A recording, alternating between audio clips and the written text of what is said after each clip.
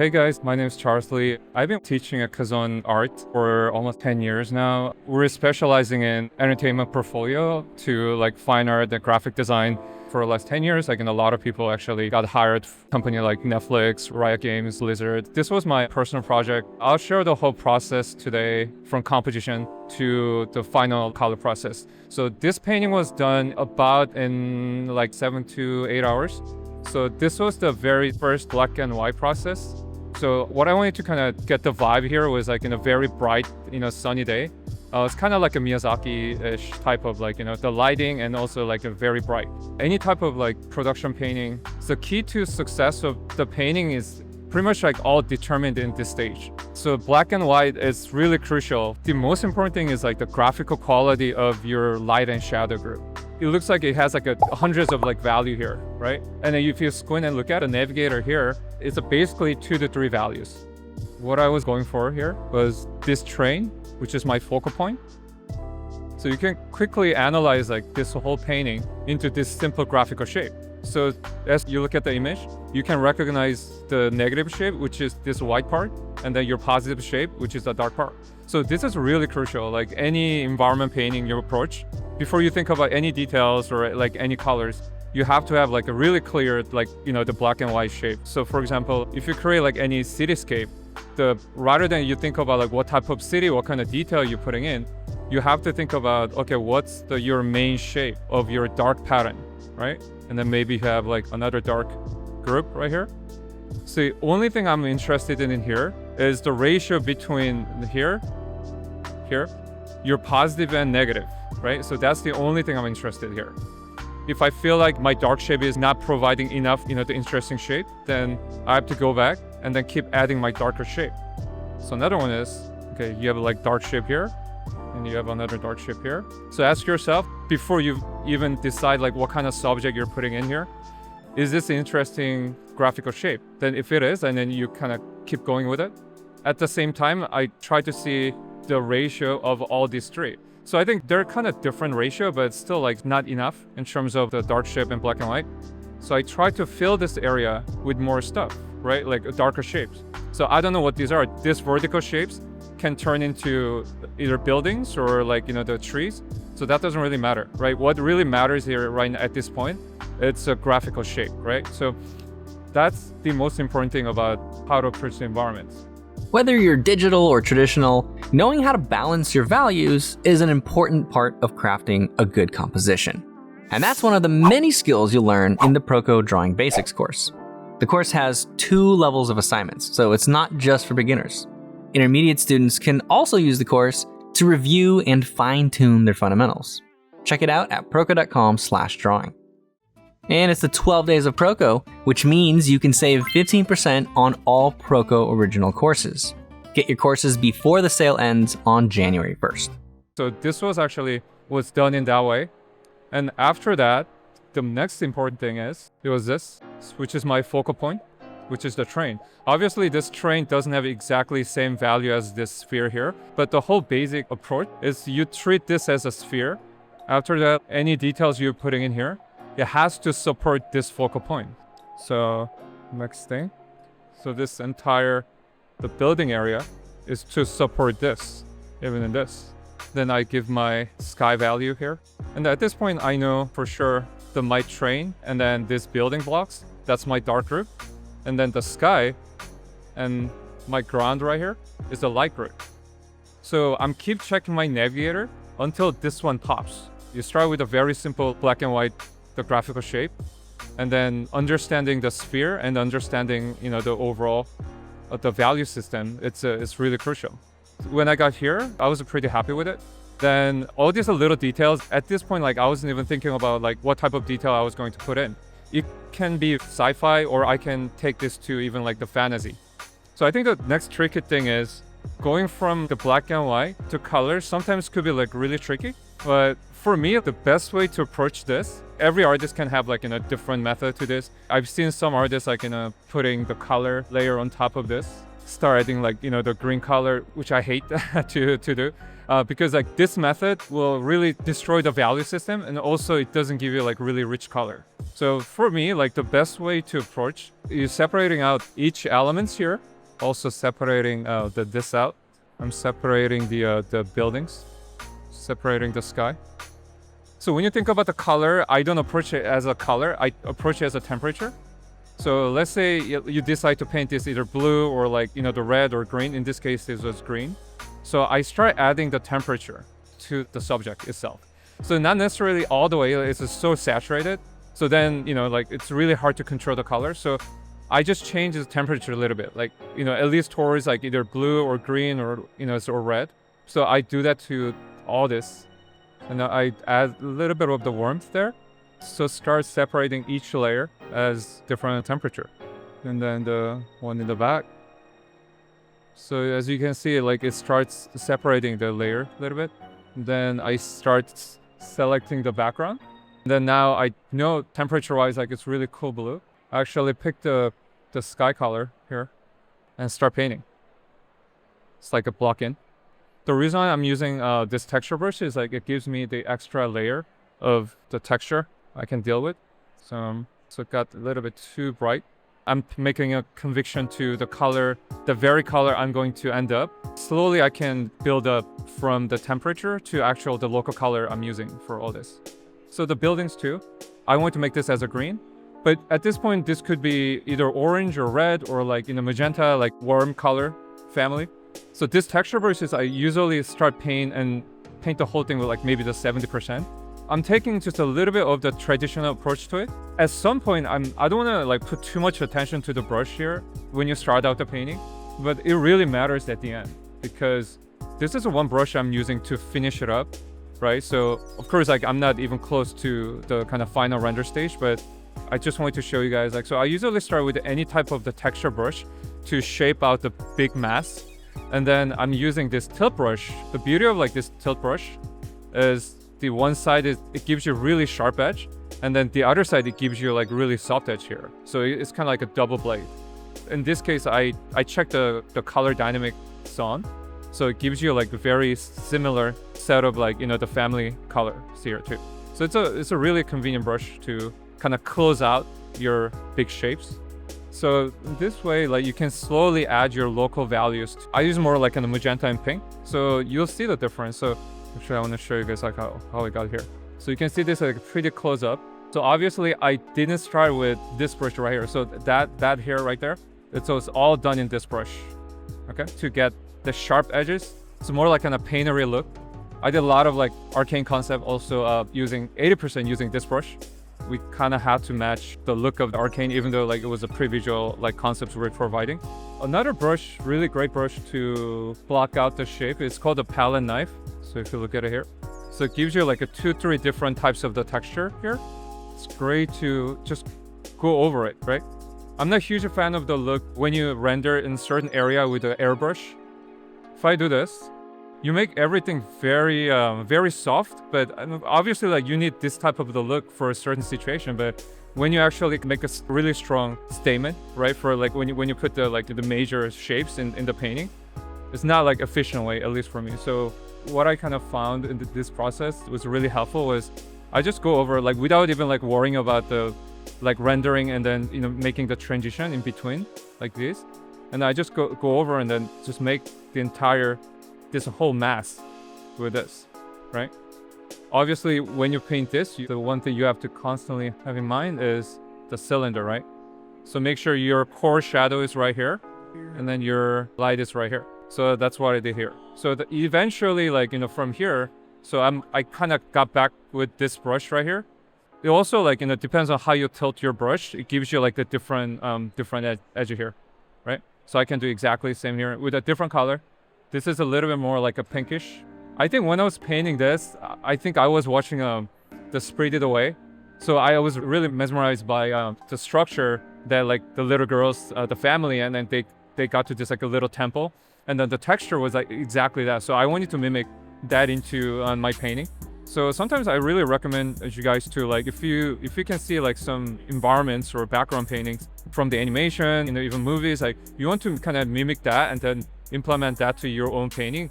I really suggest you do that. And then it can also, it'll teach you a lot of things, and you can make your paintings are really, like really something new. Okay, so in this case, start with a little bit brighter. You can create like the hand painted look. I can start using some kind of weathering on the walls and stuff like that, right? So that's how I created like this entire area, right? And then, so another quick technique I want to share here is like, I think that mostly I'm influenced by a lot of artists, but mainly I think Shinji Kimura, and then a lot of like those Japanese animation background artists, such as like Oga Kazuo. He did the entire Totoro, the Miyazaki, a lot of like Miyazaki animation. So I see a lot of techniques they use. So overlaps. So meaning like you're putting one object on top of each other, right? So as you can see here, like, here's a huge cylinder, this shape right here. And then there's another small cylinder right here, right? And then there's another cylinder laid down in this way in perspective. So it's just a repetition of like this small, medium, large objects kind of overlaps each other, right? Kind of like a strategic way of making painting looks really come alive. So that way you can execute your foundation skills, which is the midtone, highlight, and then cast shadow, right? So that's what's happening here. So if I just redo it here, I can do exactly the same thing. I'm adding this green trees. Again, like this one is good for kind of shaping it. Also, I'm using a couple texture brushes, like that's really good for tree leaves. So establishing my midtone. So I always start with my dark value and then add midtone. And then at the end, I'm adding, again, with a chisel brush, my highlights. So if you look at a lot of like, the Miyazaki, the background painting, most of the trees, like they only consist of 3 values. So that's what I'm going to kind of mimic here and all the way to the back. Then this part is like very similar way, so I was kind of laying in. And at this point, I knew I was going to put some foreground for trees. So these are like kind of cast shadows I'm putting in. So next stage, so you can see it's coming alive. So only difference is, the detail changes here. I start adding the background here. When I do my own project, I want to make always epic, so meaning like try to put too much stuff in there. The way I can put more stuff in the background was actually tilting the camera and then switching the perspective. So if you look at it, this is not like the straight line. When you go to like San Francisco and then sitting on top of one of the hills, like when the trolley kind of goes. So I was really inspired by the shot there. So if you can see, like there is a perspective change, right? So in the back. And at this point, what's really important here, let me go back to the black and white here. Because at this point, it's so easy to actually, you forget about your macro, which is your strong, the black and white structure, and then really get into just small, tiny details. And then, all of a sudden, like, because like I was explaining, if this value system doesn't work, it doesn't matter like what type of detail you're putting in here, right? I really recommend when you do like this really complicated types of production painting, always try to check your navigator, right? And then keep checking your black and white or your initial like black and white strategy, right? So if it matches. Obviously, like during the 8-hour painting, I spent a lot of time like actually doing that, going back to this main thing and then controlling like with the curves and or like the levels, pushing my core shadow a little darker and bring my reflected light, which is a little bit lighter. So constant like kind of back and forth. And the another thing is like the consistency of the lighting. So my initial plan was putting my lightest light, obviously like in this area, right? Here, like some here. So light is like, it's doing this. So obviously there will be a highlight here, but also I need to apply that throughout the entire painting. So consistent lighting. And also that has to apply to the background as well. So if I shape, that's my background graphical shape. Also, I want to apply the consistent lighting, which is highlight, right? But one thing I have to be careful is the lightest light in this area should never as bright as, any lights in this area, right? So regardless of the color you're putting in there, okay? So I'm picking my midtone here on my foreground as my highlights in the background, okay? When you feel like it's not popping, so rather than making the highlight brighter, do the opposite. Actually go back and then make your shadow darker, right? And even your background darker, like right here. Constant like in the back and forth of this process to get your value right. So if you look here still, So I slowly bring it up, and then the next stage. From this point, the changes you'll see, it's really tiny, right? Because, like this will pretty much like will set up, right? In the middle part. So about like a 50% of the painting, like if you feel like your values is still holding up, then your painting is going to be successful, right? Regardless of like, what type of detail you're adding in. So once you start the painting, from the black and white, and then about like 40%, like 50% mark, if your value is not right, I suggest you just, get rid of the painting and then start over, right? Because no matter what you do, right, if value system is not there and your macro is not there, your micro is not really working, right?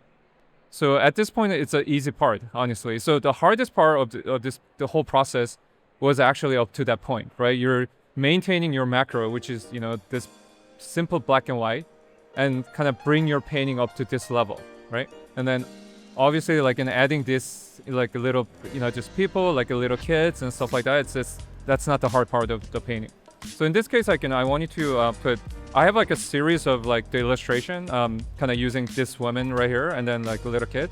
I also did like a lot of character designs like based on her. It's just my own project. And then I just decided to draw one of the guy from the Proko, the Miyazaki film, as like the train driver right here. So at this point, like I'm really trying to just have fun, right? And then I mentioned briefly in the beginning, like it's really helpful when you guys master copy. I'm sure you guys do a lot of master copies, whether you're a character artist or the environment artist. Study masters, 19th century painters, such as like a Leyendecker, like a Sargent. Even like for the environment artists, like Loxdale, even Shinseki, a lot of those guys, and then try to have their technique into here. Even Olga Kazuo, like a Shinji Kimura, or even like, the background artists, like, like Nathan, like it's amazing. We have him here at the Lightbox. Just try to kind of learn their stuff and then try to implement to your painting. So one of the guy I cherish the most is Shinji Kimura. He started his career from the Akira. And also he did a Dorohedoro. There's so many things, right? And then a lot of his technique is very helpful, even though his entire portfolio or like his art is done in a traditionally, but like there's a lot of things I can learn from his. So for example, like one of the recent animation he worked on, it's called the Ocean Children of the Ocean. I forgot, but so what he does a lot is like, if you look at here, in the foreground, the leaves, there's like a little like, the silhouette line I added, right? So this was kind of like a technique he was doing for the Ocean Children. Like, I don't know, maybe for some people it's not that like intriguing or charming, but for me I thought that was like really interesting because this leaves is actually the foreground, right? So it plays as a foreground to make the entire like, the scene very like kind of cozy, right? So basically the light the group of leaves are getting is a backlit, right? Either that is from the direct sunlight or from like, this lot of like reflected light. This leaves actually is getting the backlit. So I think this was Shinji Kimura indicating, hey, there's like a brighter value in the behind. So I kind of decide to apply here, right? Obviously, I didn't paint every line, the silhouette line here. I just used the filter. But those kind of things is in this stage, I always try to just bring more of like that technique I see from like other artists, that kind of stuff. At this point, like I've been using only, again, going back to brush a little bit, I was mostly using like 3-4 different brushes at this point. Again, mainly this brush. It's 70% of it. Here I can show you, like I can change maybe even the value here. So what if like, the light is like not penetrating like all the way here. I can just make the entire train kind of disappears in the shadow, right? I can try different lighting. Can bring up more of the light. Even though this is during the daytime, I can always control my lighting, and it's just different ways, right? So this painting was originally like right, so it was half like right here, but I wanted to add like just a little more. So when I add here, I wanted to also apply the same lighting, so consistency. One thing I want to bring up here is about the value system here. I see a lot of like paintings. The type of the paintings, it's almost like a formula. You establish your foreground as complete black, and then you establish your middle ground as like, the medium gray. Your background is always like, the lightest light. It's a one way to actually kind of break down your environment composition. But it seems like a lot of, I see like a lot of paintings, like beginning painters or even portfolios, like we got a lot, like when there's like a 10 production painting or the environment painting, the lighting is like always the same. So foreground black, middle ground, like, the dark gray, and the background is like a light. I think it's just one way to do it, but it makes the painting a little bit too boring, right? So at some point in my career, I stopped using that. So I never leave any area of my painting, it's just complete black. My painting used to be, if I paint this, it's like this, you know what I mean? It's almost like, yeah, I thought that was cool, right? I mean, obviously, like, this can be done, right? Depends on what type of project you're working on. Let's say if I'm doing a like production painting for like 300, right, for Zack Snyder, yeah, like, of course, like that's the direction, right? You know, to bring your contrast all the way to, you know, like the darkest dark.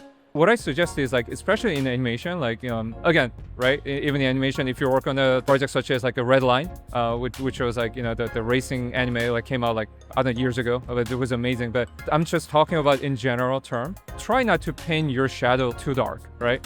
Because when we look at the portfolio, like we want to see like, you know, this candidate or this artist are able to kind of handle, you know, the lot of different lighting situation, especially in the reflected light area, which is this, not so much here. Right? Personally, I think this is easier to do. This area is easier to do, but what's harder is here. You know, in other words, like if I explain it here, this part is easy to do, but here, what I'm missing here is reflected light. I added my core shadow, but it was like almost going directly into my cast shadow, right? But obviously, like in the beginning of the painting, like this is good enough, right? Because that's like a quick indication of like your plan of your painting. But as you develop your painting towards the end, bring this in, right? Which is this area. So if I just do here, I start bring out all this detail right here. That's your occlusion shadow. And then even the cast shadow can have just one value from like here to there all the way. So basic foundation skills, right? So bring out all the details and the values in the reflected area. At the final touch here is, once you finish your painting, always go back and then trying to add the atmosphere, right? So that's one thing also people that forget a lot, is this is not done. Obviously, like in terms of the painting wise, it could be done, right? That's your call. But type of the lighting here, which is the direct sunlight. When the direct sunlight happens, there's a lot of things happen. You know, like every object, it's catching different types of lighting, right? And also different materials here, actually catching the light differently. You know, depends on whether it's a chrome, whether it's like, you know, the floor, which is like, you know, cobblestone. The plants, they react differently to the light, right? So that's the next thing you want to do. And obviously, like you have choice, you don't have to address like every single one of them, but at least go back to your focal point and then try to see like what you can really bring out. So this was a direct sunlight. And then since this is my focal point, I wanted to bring out like really hot spot. And then this, the glass area, and then also there's like a metal area, right? And then when the direct sunlight is like hitting there, I'm making that spot as like my lightest light. And also like just trying to like be very consistent all the way through. Even to, you know, the characters, the main characters here. Mostly even the production painting or key art painting I'm doing at work, it's pretty much done in like similar way. Overall, how I approach, you know, like the basic painting structure it's very similar. We are halfway through the 12 days of Proko. You can check out all the demos we've featured so far and see who's yet to come at proko.com/12 days. While you're there, you can take advantage of our 15% off sale on all Proko original courses. Savings last until January 1st, so don't wait.